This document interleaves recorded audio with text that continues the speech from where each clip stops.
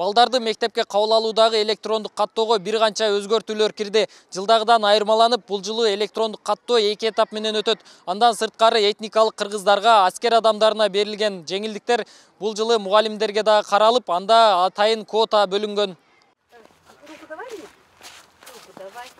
Мамлакат Халбердиеванын кызы 6 жашта. Бала бакчада тарбияланып жаткан кызын сентябрь айында мектепке окутуу керек. Каарманыбыз электрондук каттоонун иштеп жатканына кубанып, каттоо башталары менен кызын тизмеге киргизүүгө камынып турат.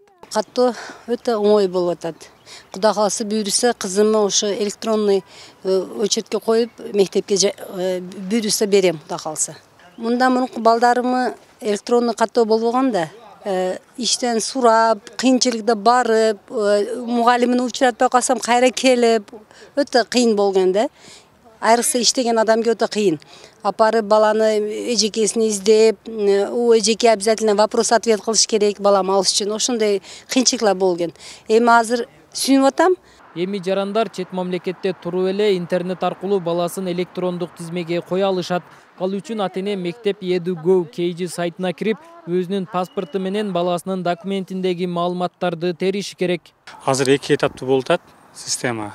Биринчи автоматталган системага окуучунун ине номерлерин данныйларын киргизет. Ошол данныйлар киргизилгенден кийин берилген убакытта ичинде ошол документтерди мектепке алып барып бериш керек. Ошол документтерди алар тактап туруп анан кийин одобрить кылат. Эгерде ошол убакыттан өтүп кетип калса, мектепке документтерди алып барбай калса, автомат түрдө ал системадан ал баланын местасы бошотулат. 2 этаптуу боло турган бош место болбосо, шартка квота берилет, ар бир мектептин өзүнүн шартына карап.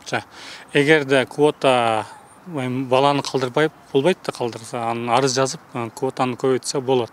Электрондук кезекке туруу системасы мындан 2 жыл мурун ишке ашкан. Ал ачык айкындуулукту, тең мүмкүнчүлүктөрдү камсыздоо менен коррупциянын алдын алуу максатында ишке киргизилген. Бирок талдоочулар электрондук каттоо системасы толук кандуу иштебей жатканын айтышат.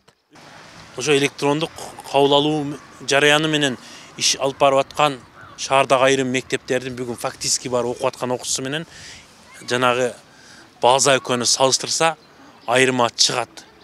Мисалы үчүн 25 кайсы бир нормага жеткенде бул класс толуш керек да. Анан система деле кабыл албайт. Толду деп директор деле айтат. Бирок карасаң сентябрда 50 окуучу окуп атат да, калган окуучу кантип алынды да болбосо. Ошол нерсени караш керек. Бул ошо электрон системанын толук кандуу иштебей атканынан кабар берет.